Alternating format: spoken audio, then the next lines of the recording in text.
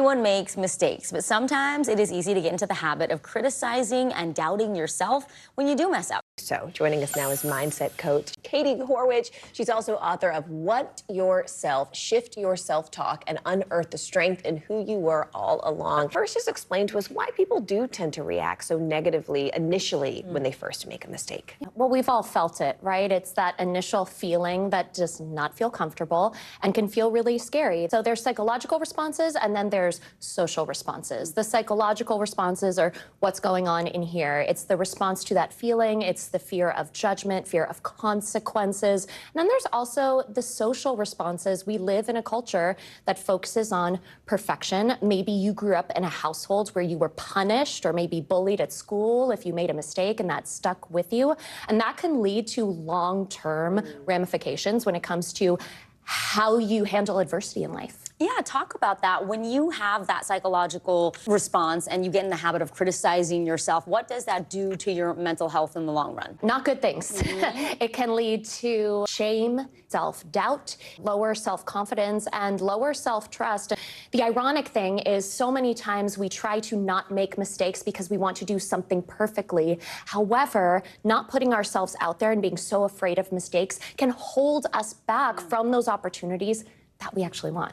My father always told me to fail fast and fail forward.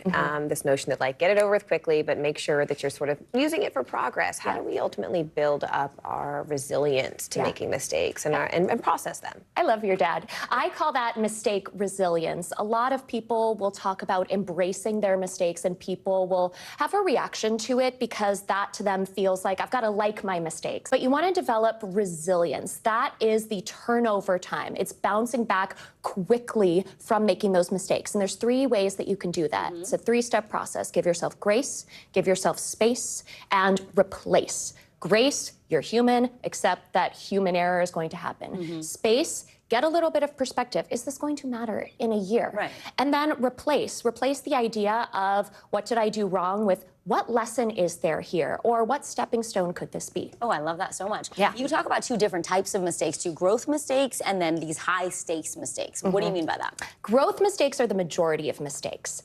However, we feel discomfort with both kinds of mistakes. High stakes mistakes are the ones that are like those big whoops moments where there's no turning back. Those realistically are a small percentage of mistakes. And so if we can focus on the growth opportunities, that can actually help us start to become more mistake resilient when those high stakes mistakes do come and do happen.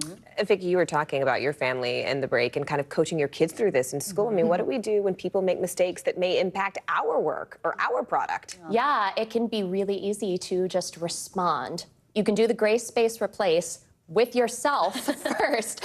Get grounded, get a handle on your emotions so that you can go into a productive and proactive conversation and address it right away. Don't let it linger and don't ignore it. Address it right away, and then give constructive feedback on what that person could do to move forward and to maybe learn a lesson they can implement next time. A Mistakes 101, this was super helpful. Really beautifully said. We all need it. Katie, you are wonderful. Thank you so much for joining us. Thank you Katie so Horwitch much. in our studio. We appreciate your time. Thank you. Thank you. And stay with us, folks. You are watching NBC News Daily.